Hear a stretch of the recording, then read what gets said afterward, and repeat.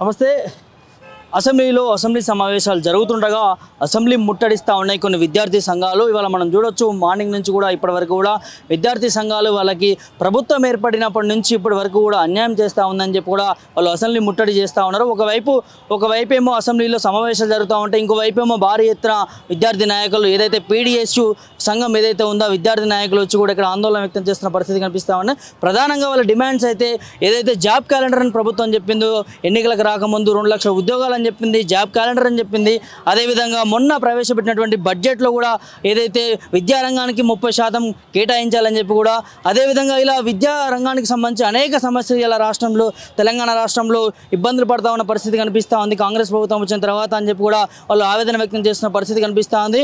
ఒకవైపు ఏమో వాళ్ళ సమస్యలు వినిపించుకోవడానికి విద్యార్థి నాయకులు వాళ్ళందరూ కూడా ఏదైతే ప్రజావాణి కావచ్చు, లేకపోతే మంత్రుల దగ్గర కావచ్చు, లేకపోతే ఎమ్మెల్యేల దగ్గర కావచ్చు, వాళ్ళందరి దగ్గర కూడా వెళ్తూ ఉన్నా కూడా ఎక్కడికక్కడ నిర్బంధం చేస్తూ ఉన్న పరిస్థితి కనిపిస్తూ ఉంది. వాళ్ళ సమస్యను వినకుండా ఇలా ఏదైతే ప్రభుత్వం అణచివేస్తూ ఉందని చెప్పుకోవచ్చు. ఇక్కడ అసెంబ్లీ చుట్టూ కూడా 144 సెక్షన్ విధంగా ఏదైతే వచ్చిన వారిని కూడా వాళ్ళని పోలీస్ స్టేషన్కి తరలించే ప్రయత్నం అయితే చేస్తూ ఉన్నారు. పోలీసులు కూడా ఇక్కడ కట్టుదిట్టమైన చర్యలు అయితే తీసుకుంటా ఉన్నారు. ఇలాంటి ధర్నాలు చేయకుండా, నిరసనలు తెలుపకుండా, అసెంబ్లీకి రాకుండా, ఎందుకంటే ఒకవైపు అసెంబ్లీలో సమావేశాలు జరుగుతున్నాయి కాబట్టి ఎక్కడికక్కడ కట్టుదిట్టమైన చర్యలు అయితే తీసుకుంటా ఉన్నది ఇక్కడ పోలీసు వ్యవస్థ అంతా కూడా మనం చూసినట్లయితే వచ్చిన వారిని ఉటావుటిగా పోలీసు వ్యాన్లకు తీసుకొని పోలీస్ స్టేషన్కి తలసిస్తున్న పరిస్థితి మనం చూస్తూ ఉన్నాం. అయితే ఇక్కడ ప్రధానంగా ప్రభుత్వం పైన ఎందుకు ఇంతగా విమర్శ వచ్చింది అని అంటే కేవలం ప్రభుత్వ వైఫల్యం అని చెప్పవచ్చు. ఏదైతే విద్యారంగానికి ఇప్పటివరకు కూడా అమలు చేస్తున్నటువంటి కొన్ని హామీలు కూడా వాళ్ళు అమలు చేయకపోగా ప్రధానంగా ఇక్కడ విద్యార్థుల డిమాండ్ ఏదైతే ఉందో విద్యాశాఖ మంత్రిని కేటాయించాలని చెప్పి కూడా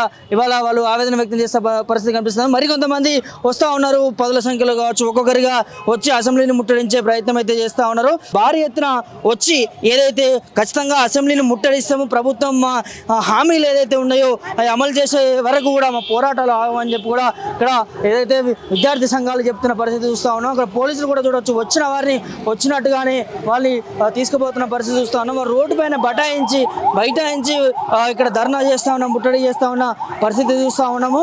నినాదాలతో ఓరెక్కిపోతుందని చెప్పొచ్చు కూడా ఇక్కడ అసెంబ్లీ కూడా భారీ ఎత్తున పోలీసులు కూడా వారిని ఇక్కడి నుంచి తీసుకుపోయే ప్రయత్నం అయితే చేస్తూ ఉన్న పరిస్థితి కనిపిస్తూ ఉంది. ఇక్కడ చూడవచ్చు ఏ విధంగా ఎంత భారీ ఎత్తున చేస్తూ ఉన్నారు అనేది.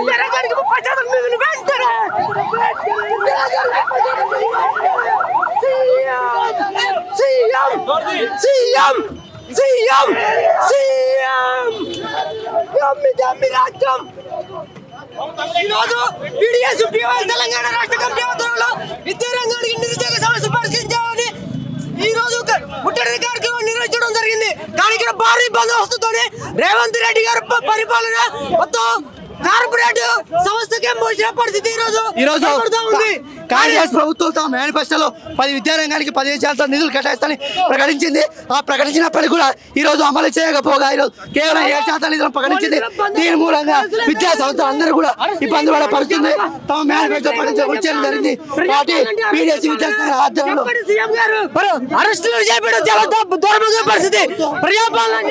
15% నిధులు కేటాయిస్తానని ప్రకటించినప్పుడు కూడా కేవలం 7% నిధులు కేటాయించింది.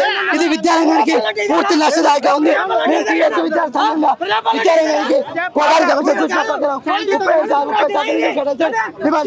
రాష్ట్ర వ్యాప్తంగా పెండింగ్ లో ఉన్న ఫీజు రిమెంట్స్ విడుదల చేయాలి.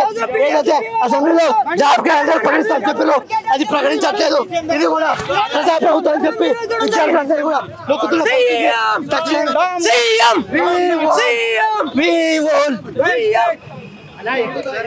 విధంగా జాబ్ క్యాలెండర్ విడుదల చేయాలి. మొత్తం ప్రభుత్వ విద్యారంగం మొత్తం కూడా సమస్యలతో సతమతమవుతా ఉంది. కాబట్టి వెంటనే విద్యారంగం మీద దృష్టి పెట్టాలి. ముఖ్యమంత్రి గారికి పక్కన పార్టీ మీద శ్రద్ధ విద్యారంగం మీద లేదు, నిరుద్యోగం మీద లేదు. కాబట్టి మేము ఒకటే డిమాండ్ చేస్తున్నాం, విద్యార్థులు నిరుద్యోగ సమస్యలు పరిష్కరించకపోతే మొత్తం మళ్ళీ నిన్ను గద్దె దింపేదాకా విద్యార్థులు నిరుద్యోగులు పోరాటం చేస్తారని చెప్పేసి ఈ సందర్భంగా మేము డిమాండ్ చేస్తా ఉన్నాం. తెలంగాణ రాష్ట్ర వ్యాప్తంగా ఇప్పటికే విద్యారంగానికి సంబంధించినటువంటి స్కాలర్షిప్ ఫీజు రియంబర్స్మెంట్ 8,000 కోట్ల రూపాయలు విడుదల చేస్తున్నటువంటి అవసరం ఉంది. ఇలా హాస్టల్ సమస్యలు అట్లనే ఉన్నాయి, గురుకుల సమస్యలు అట్లనే ఉన్నాయి, ఇలా మోడల్ స్కూల్ సమస్యలు అట్లే ఉన్నాయి. రాష్ట్ర వ్యాప్తంగా 2 లక్షల ఉద్యోగాలు ఖాళీగా ఉన్నాయి. ఆ ఉద్యోగాన్ని భర్తీ చేయాల్సినటువంటి అవసరం ఈ రాష్ట్ర ప్రభుత్వం అయింది. ఏదైతే రాష్ట్ర బడ్జెట్ లో మొన్న జరిగినటువంటి అసెంబ్లీ సమావేశ బడ్జెట్ లో విద్యారంగానికి 30% నిధులు కేటాయించాలి. కానీ 7.31% కేటాయించడం అంటే పేద బడుగు బలైన విద్యార్థులని ఇలా చదువు దూరం చేస్తున్నటువంటి కుట్ర పడుతూ ఉంది. దీని తక్షణమే అసెంబ్లీ బడ్జెట్ సమావేశాలలో విద్యారంగానికి 30% నిధులు కేటాయించాలి, అదేవిధంగా జాబ్ క్యాలెండర్ ప్రకటించాలని చెప్పి మేము పీడీఎస్ గా పెద్ద ఎత్తున ఆందోళన చేస్తున్నప్పటికీ ప్రభుత్వం స్పందించట్లేదు. అందుకనే ఈ రోజు అసెంబ్లీ ముట్టడి కార్యక్రమం నిర్వహిస్తా ఉన్నాం. లేని ఏడేళ్ల భవిష్యత్తులో పెద్ద ఎత్తున ఆందోళన కార్యక్రమాలు చేపడతామని చెప్పి రాష్ట్ర ప్రభుత్వం ముఖ్యమంత్రి రేవంత్ రెడ్డి గారు వ్యతిరేకిస్తా ఉన్నాం. రాబోయే కాలంలో మరింత ఉద్యమాలు చేస్తామని విద్యారంగ సమస్యలు ఎన్నో ఉన్నప్పుడు కూడా రాష్ట్ర ప్రభుత్వం కానీ స్పందించలేదు. సంక్షేమంలో కూరుకుపోయినాయి. దోమల పడే ఒకవైపు, దోచుకున్న అధికారుల వైపు, ఉడకని వంటలు కుళ్ళ కురాలు విద్యారంగ సమస్యలు ఉన్నప్పుడు కూడా రాష్ట్ర ప్రభుత్వం కేవలం విద్యారంగంలో 7.8% నిధులు కేటాయించిన దుర్మార్గమైన చర్య.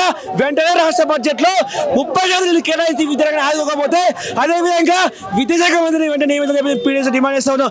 లేకపోతే దశల వారీగా పీడీఎస్ గా ఉద్యమించి చెప్పేసి రాష్ట్ర ప్రభుత్వం హెచ్చరికలు జారీ చేస్తా ఉన్నాం. విద్యారంగానికి ఎన్నికల సమయంలో 15% నిధులు కేటాయిస్తున్న రేవంత్ సర్కార్ ఈ రోజు అధికారంలోకి వచ్చిన తర్వాత రెండోసారి ప్రవేశపెట్టిన బడ్జెట్ లో కేవలం 7% నిధులు కేటాయించడం అనేది సిగ్గుమాల చర్యగా మేము భావిస్తున్నాం. అదే విధంగా ఎన్నికల సమయంలో విద్యా వికాస్ అభయ హస్త 6 గ్యారెంటీలో ఒకటైన 5వ గ్యారెంటీ అయిన విద్యా యువ వికాసంలో విద్యార్థులకి 5 లక్షల భరోసా కార్డు ఇస్తా అన్నారు. ఇంకో రకంగా ప్రతి మండలానికి పరిస్థితి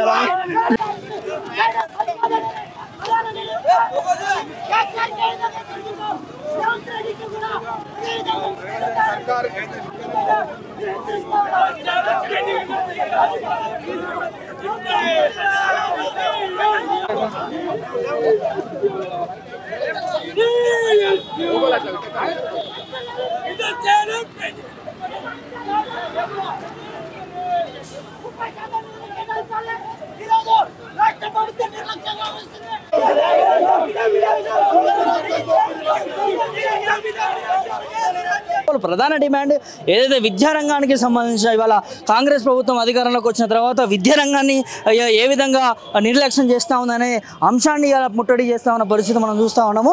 దాంతోపాటు ముఖ్యంగా విద్యాశాఖ మంత్రిని నియమించలేకపోతా ఉంది ప్రభుత్వం కూడా అంటూ ఉన్నారు. అక్కడ చూడొచ్చు ఏదైతే వారిని వచ్చినట్టుగానే పోలీస్ వ్యాన్లోకి ఎక్కించి పోలీస్ స్టేషన్కి తరలించే ప్రయత్నం చేస్తూ ఉన్నారు. వాడు ఏ విధంగా తీసుకెళ్తా ఉన్నారు, అసలు విద్యార్థుల లెక్కను కూడా ఇక్కడ వాళ్ళని పరిగణించకుండా ఏదో రౌడీ లెక్క గుండాల లెక్క వాళ్ళని ఈడ్చుకపోయే పరిస్థితి, గొర్రెల లెక్క ఈడ్చుకుపోయే పరిస్థితి మనం చూస్తూ ఉన్నాము. నిజంగా ఇలా విద్యార్థులను పోలీస్ వ్యవస్థ కూడా అణిచివేస్తూ ఉంది అనేది క్లియర్గా కనిపిస్తూ ఉంది. వాస్తవానికి అసెంబ్లీ సమావేశాలు జరుగుతున్న నేపథ్యంలో వాళ్ళు ఇక్కడ రాకూడదు, కానీ వాళ్ళు మరి ప్రభుత్వం పట్టించుకోవట్లేదు. మేము 8 నెలల నుంచి కూడా అర్జీలు పెట్టుకుంటా ఉన్నాడు ప్రభుత్వం పైన నిర్లక్ష్యం చేస్తూ ఉంది. ఇకనైనా